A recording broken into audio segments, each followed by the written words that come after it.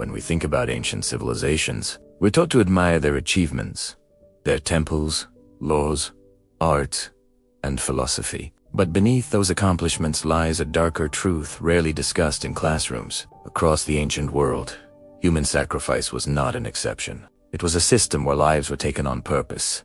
Men, women, kids, even servants and prisoners, all driven by belief, not chaos. These weren't secret killings.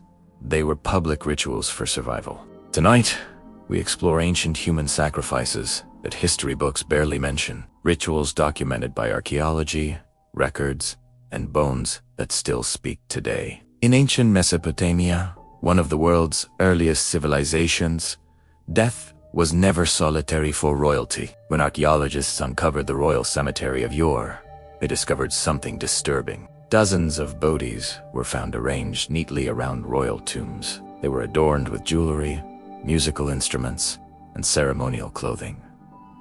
These people were not enemies. They were servants, musicians, guards, attendants. It looks like they drank poison or suffocated peacefully to join their ruler in the afterlife.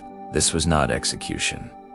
It was loyalty enforced by belief. To refuse would mean spiritual betrayal. Ancient Egypt is often portrayed as refined and orderly, obsessed with balance and harmony. But before symbolic statues replaced living bodies, early pharaohs demanded blood. Servants were buried near the royal tombs in Abydos. They found hundreds of skeletons, sacrificed so the pharaoh wouldn't be alone in death. Over time, Egypt abandoned human sacrifice not because it was immoral, but because it became unnecessary. The statues replaced the bodies, but the belief remained the same. A ruler's power did not end with death. For centuries, historians dismissed claims of child sacrifice in ancient Carthage as propaganda by its enemies. But archaeology told a different story. In sacred areas called Tophets, researchers uncovered thousands of urns filled with cremated remains, mostly infants and young children. These inscriptions were made for gods like Baal Hammon, and modern analysis shows the remains were purposefully burned. Definitely not a cemetery. It was ritual, sacrifice. Parents believed offering their child would bring divine favor, especially during famine, war, or crisis. In Carthage, sacrifice was all about love, not cruelty. In ancient China, sacrifice was woven into political power.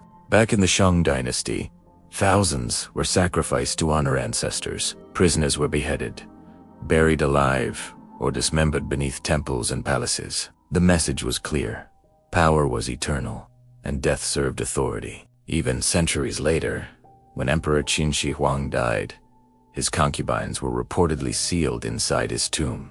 They were sacrificed not as punishment, but as protection. The terracotta army later replaced living soldiers, but only after generations of real human sacrifice. In Northern Europe, sacrifice didn't happen in temples. It happened in nature. Peat bogs across Ireland, Denmark, and Britain have preserved human bodies for thousands of years.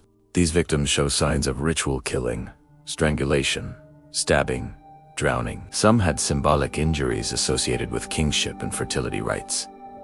These were not criminals. They were offerings to the gods of land and harvest, sacrificed during times of crisis. The bogs became sacred graves, and the bodies remain uncannily lifelike, even today. To the Maya, the universe itself depended on sacrifice. They believed the gods had spilled their own blood to create humanity. In return, humans owed blood to keep the cosmos alive. Captured warriors were sacrificed atop pyramids.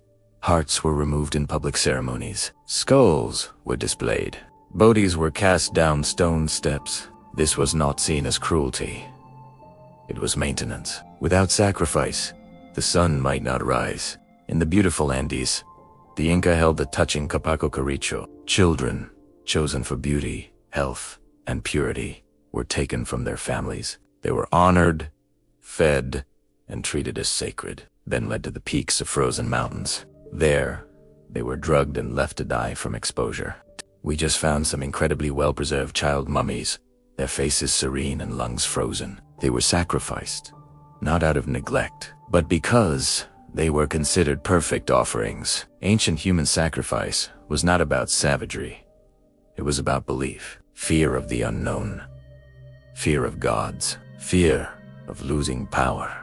These civilizations were intelligent, advanced, and organized. They thought human life was a price worth paying. History books often soften this truth, but the evidence remains, buried in tombs, bogs, mountains, and ashes. Civilization and darkness have always gone hand in hand. Thanks for tuning in.